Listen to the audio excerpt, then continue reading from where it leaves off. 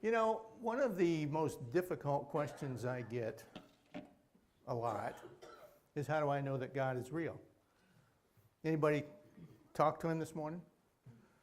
Did he call anybody on the phone this morning? How many of you have received a text message from him? Nobody? How do I know that God is real? Is a difficult place to go, because we bank our whole life, in fact our whole eternity, on this concept that God is there, God is real, God is created, and God promises us something in the future that is marvelous, right? So how do we know that God is real? Is it just blind faith? So I took that question to the Bible and I looked at it, and you know what? There is not a place in the Bible that says if you go here or you do this or you orchestrate something in particular, that this will prove the existence of God. It's not there. So how do I know? I think there are several different ways that we can understand that God is there. Now, the Bible gives us some what I call signposts. They're kind of indicators. They're places to go, places to turn as we look for the presence of God in our life. As human beings, we understand things rationally. And don't get me wrong, not all of us are rational people, are we? But for the most part, we understand things rationally. And let me give you an example. The four of you stand up. If I take and I separate these two, so you guys move out, and I take one individual, two individual, one individual, and two individuals, and I add them together, I get four. Okay, you can sit down. They just look bored, so I wanted to make them stand up a little bit, you know? They're like, holy, I'm losing them already. I know. But we look at things rationally, and that's the way our mind and our lives and our hearts and our understanding are derived. We see things in a physical realm. We see things that make sense to us. 2 plus 2 is 4. 2 plus 2, 100 years from now, will still be 4. 2,000 years ago in Jesus' day, 2 plus 2 was 4. That's the way we understand and we experience things. Being rational people also, we look at things as we experience them through sight, maybe through sound, maybe through touch and feeling. Like, let's say if I look at a tree and I look at the bark on a tree and there's deep crevices in it and there's all these grooves and things, I can rationally perceive that if I touch the tree, it's going to feel rough. Would everybody agree with that? Yeah. So I know that rational things, 2 plus 2 is 4. I know that if I look at something and I glean certain aspects of it, I can rationally assume that it's going to be rough when I touch it. It's the same thing when we look at order. We look at the universe. We look at nature in itself. We see a certain level of order. It's not just randomness. Again, we experience things rationally, and because they're orderly, it helps us to understand exactly what motivates, what creates, what keeps things going in motion. Now, the trees that she just had up there a minute ago, what I was thinking about was driving down Mission, and all of a sudden, you know, sometimes you'll see a line of trees going through, you know, maybe a property line. Would you agree with me that that line of trees was probably put there? Do you think that line of trees would have developed that way naturally? Probably not. And being rational people, we see things like that, and we derive that there is some type of creative design behind it. You know, science says intelligent design sometimes. But as we are rational people and we're searching for answers as to whether or not God is for real, and how can I know that? One of the ways that we determine that God is real is through the order that we see in the universe. Even modern science has started to accept the fact that there is what they call intelligent design. And that's gone even further over the most recent few years. Because the world in itself does not explain itself. If we look at the world and we look at the order of the world and we look at all of the different processes that are taking place just on our globe and in our bodies and in life and in the plant life and the animal life and the sea life, and we look at all of the things that are taking place there, they are extremely orderly. And we look at that and we say, just like that row of trees, it seems obvious that somebody designed this. Somebody put this in motion. Somebody has created, or something has created this just because of the sense of order. That's one of the ways that I think that we understand that God exists. Maybe we don't see him, maybe we haven't heard his audible voice, but just in the creation around us, we see order, not randomness. Now, if I was to, let's say I built a brand new barn, and I built this barn, and it's all new construction, all new wood, and I painted it red and white, and it all looks nice. What's that barn going to look like if it's unattended for 100 years? What will it look like when I come back? Huh? Probably going to be a mess, right? You see, the natural order of things goes from a sense of order to a sense of disorder. We see that all the time. Our bodies are the same way. We're born and we're, hopefully healthy and all that, but then the older we get, the more things start falling apart, right? Because we go from a sense of order to a sense of disorder. So it's illogical for us to believe that out of disorder, all of a sudden order was created on its own. It has to be done by somebody. It would have had to have been designed by somebody or something in order for it to have occurred. It's another one of those senses of reasoning that we have within us to understand that there is a creator God. I think another way that we can see proof that God exists is just in the human conscience. We all have a conscience, right? Do we? Or not? Should have. We should know. But I think most people, if not all people, have a sense of what is right and what is wrong. We know what we ought to do. We know what we shouldn't do. And we also know what we want to do. They're different.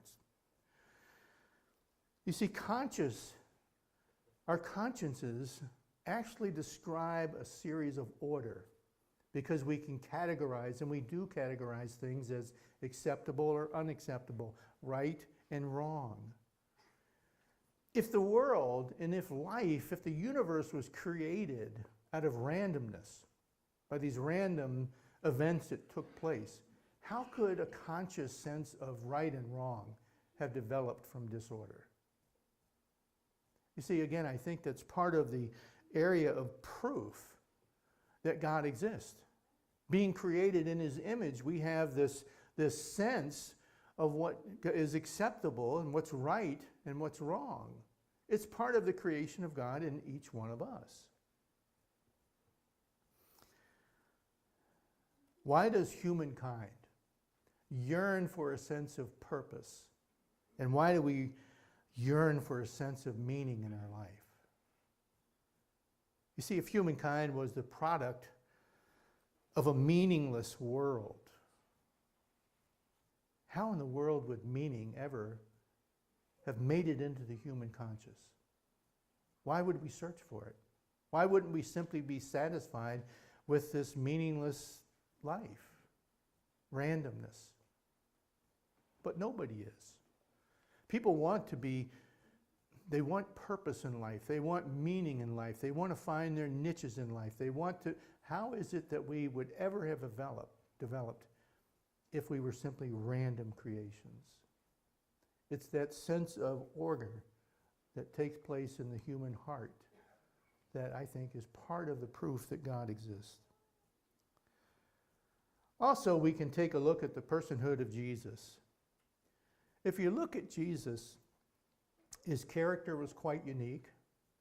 His death and resurrection and the whole program of what he was doing here on this earth was quite unique. And again, it's one of those things that you look at, and to try and explain that from a random beginning just doesn't make sense. It doesn't make sense at all. It doesn't make sense that an individual would come and go through the different things that he did for the simple sake of randomness. Even the disciples, you have 12 disciples that chose to believe in Jesus and not to say, okay, he was just a myth, or he was just, a fake guy or whatever, but they all went to a horrible death saying the same thing about him, about the miracles and about all of those types of things. Why would they do that if it wasn't true? It's because their sense of conscience says that there's something that's right and there's something that's wrong, and they believed with all of their heart, even until the point of death, that Jesus existed. Jesus lived before them. Jesus was the Messiah. Jesus did the miracles that they witnessed. You see, it's that sense of conscience, that sense of right and wrong that God has placed inside of human beings that's not random by any means of the word. It's placed there. And I think that sense of order that comes from that helps us to understand that God is present. It's one of those signposts. And then there's prophecies. I said that the Bible doesn't really have a spot where it says, you go and do this and it proves the existence of God. But if you look at the number of prophecies in the scriptures that were written over hundreds and hundreds of years, and you look at the order that they are placed in, it didn't happen randomly. If you look at the prophecies that have been fulfilled, and most of them have, Jesus himself fulfilled over 300 different prophecies that were written about him hundreds of years earlier. And if you look at those, again, it has this overwhelming sense of order, of purpose, and of design. It's one of the ways that God presents himself to the world. Why doesn't he just come and say hi? Well, he's God. His ways are different than our ways. His ways, the Bible tells us, are higher than our ways. It's not necessarily, going to be our lot to understand God from one end to the next. Yes, faith comes into the equation, but in the midst of that faith, you also look around and you see evidences that God exists. Again, one of them is through order. Another one is through our consciousness. Right and wrong. Where did that come from? I'll tell you right now, if there was no God, why would we worry about right and wrong? There wouldn't be any wrong. Okay, party time. But since we were created in his image, there is a deep sense of right and wrong, and a deep sense of wanting to excel at things and find our purpose, find, meaning in our life. Sure. All of those things point to this sense that God is there.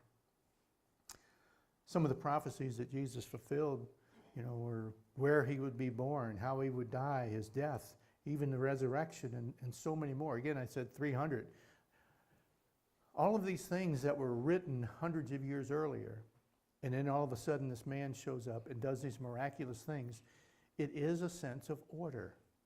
It was planned, it was programmed, and it was executed. It didn't happen randomly.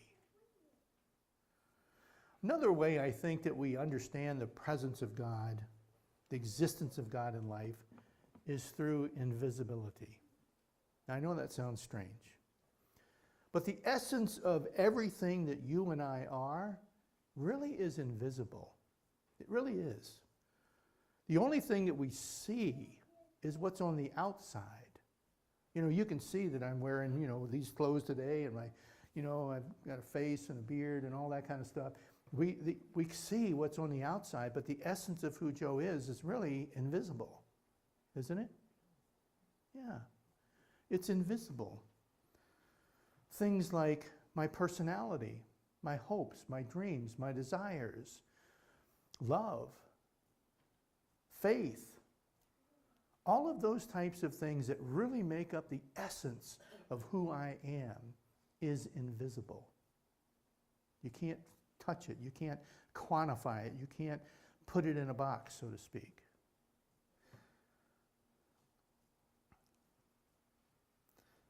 You see, we believe in things, we believe in the existence of things, partly because of the way they affect other things. Think about this. You might look at an individual and say, that person, the essence of that person, is that they're a loving and caring person. Why? Because we see how they react to various things in their life. Maybe they're benevolent and they share their resources with other people, or maybe they volunteer, or maybe they call people and wish them well. We look at the invisible characteristics of a person and we can determine who that person is. It's the same thing with God. We know He's there because of the things that He does, the way He works in this world that couldn't have happened or don't happen on their own. They happen because God is active in the world, and there's nothing else that could explain the way some of these things take place. Healings. What about the seasons? When you look at the universe, why are all the planets round? I don't know. If it was a big bang, wouldn't they be kind of jagged maybe? I don't know. If there is no God, then really we have no hope. If you look at the universe logically, there has to be a creator because of the order of things. Even modern science has agreed to this. Modern mathematics has agreed that it is mathematically impossible for the universe to have generated itself randomly. It's mathematically impossible. Gene's shaking his head. Yep. So again, it points to order, it points toward design, it points toward a creator of some nature. It's one of the ways that we understand who God is, and the way that the universe works is one of the things that demonstrates the character of God, the nature of God. How come it rains when we need it to rain? I mean, it doesn't happen all the time, but why do the crops grow year after year after year? Is that not one of those invisible characteristics of God that happen? Or is it just random? Why does it snow all the time in December? I don't get it. Is that just a random act? No, it's design. Molly says, yeah, it is, but what does she know? You see, the universe, even life itself, if you look at it without logic, it makes no sense. How can where we are today, who we are today, have been the point of this, I don't know, chance evolution? How could we have ever developed to the point that we are today? Even that points toward a creator, someone that has designed and orchestrated the way that we have come into the world.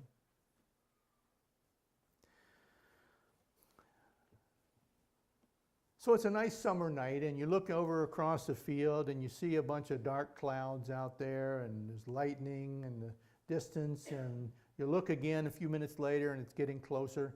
Would you assume that when it hits Rosebush, it's going to rain? Yeah. Again, it's that kind of perspective. When we look at the world that God has created around us, when we look at who we are, our sense of, a conscience, our sense that we have purpose in life, and the purpose that I have might be different than someone else, yet still is fulfilling. When we look at all of those things in combination, does that not point to a creator God? When we look at this, and we see it, we know it's going to rain. We have to do the same thing in life. Now you can choose, like that thing I read earlier at the beginning of the service, that you can choose not to acknowledge God, you can choose not to love God, you can choose all of those things around, not to follow through with, but really the point is, He's there. And there's plan and purpose behind it all. Why would you, the essence of you, your personality, your hopes, your desires, your thoughts, your motivations, why would they be created in this time period and not 100 years ago? Is when we are born, is all of that randomness? I don't think we would have seen many of the advances in the world and in science and so forth unless the right people were placed in the right time periods. Again, even that points toward design and points to this intelligent God that's in the background constantly working in our life. No, God does not tell us, go to this point on the map and I'll be standing there waiting for you so that you can physically see me. No. He wants his children to understand that everything about life, everything in the world, everything about who you are, even the clothes you wear, everything, all the way down to the atoms, everything points toward God, toward creation. I want you guys to all remember this one. It's Romans 1, verse 20. And this is what it says. It says, "For since the creation of the world, his invisible attributes, his external power and divine nature have been clearly seen, being understood through what has been made, so that they are without excuse." What's he saying? He's saying, look at the physical world around you. He's saying, look at the invisible world around you. And just take an account of what's out there. Who has a watch? Can I have your watch, Molly?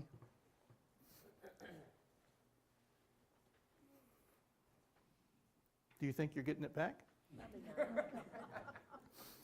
Okay, so Molly wears a watch. And this is a nice, pretty watch. It's all silver, and it's got this little leather band on it, and on the back, it's got some writing and a little heart. Oh, how cute. And it's got a face on it and it's white face on it, and I can't read what it says, but there's dots on it, and then there's Roman numerals, and it's even running. Yeah, it says it's like 4 minutes to 11. So here's the thing. If I took some material, some matter, and let's say we did this Big Bang type of thing, or some kind of a random act, any kind of a random act with this material, what are the odds, what is the possibility that this watch could be created from that event? Huh? That this watch could be created by a random event of some nature, some form, and the watch would be created and look exactly like this one, running with a white face and Roman numerals, hands going around, battery inside, whole night. What's the odds that some random act in the universe could create this watch? How many of you would agree with 0? Okay. So here's the point that God makes in the scripture. Hold out your hand. You see her wrist? The wrist that this watch goes on, which is 1,000 times more complex. Is there any possibility that that wrist was created by accident? No way. You see, God reminds us that if we simply look at the environment around us, physically as well as invisibly, our personalities, our attitudes, the way that we can share love and what that means, all of these things point to a tremendous sense of order and a tremendous sense of power and design behind it. It's the way that he chooses to reveal himself. Do you accept that? Do you believe that this unusual God that says, I'm not going to just present myself to you. I've given you intelligence. I've given you a brain that can think. I've given you ways to sort things out. I've given you a sense of, understanding. You're relative people. You see things in relative perspectives. He says, look around. You want to know where I am? Look at what I've created. You're living in the middle of it.